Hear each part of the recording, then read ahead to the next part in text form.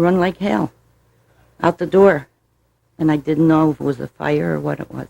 What it was that violently shook Helen Malick awake this morning was this: the house next door at 506 2nd Street.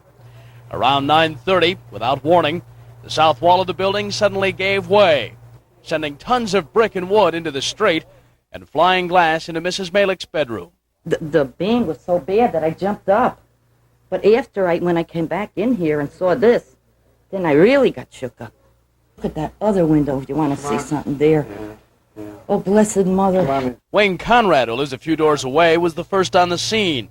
All he could think was that someone might be trapped.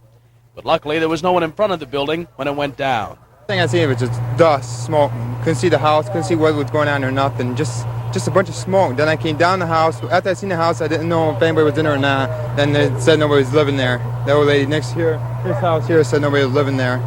Although no one was seriously hurt, Mary O'Donnell, who lived above Mrs. Malick, was taken to the hospital for treatment of shock. Troy firemen and Niagara Mohawk crews checked for a gas leak after the collapse, but later ruled the south wall of the building had simply given way. Several neighbors confirmed the wall had been bulging for some time. Many of those living on 2nd Street talked today of how lucky Mrs. Malick was to have been unhurt. But she was calling her escape more than just luck, giving the credit instead to the cross and rosary beads she keeps on her bedpost. Yes, I do. Yes, I do really mean it. I really mean it.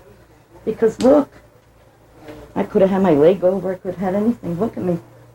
Brian Jackson, 13 News in Troy.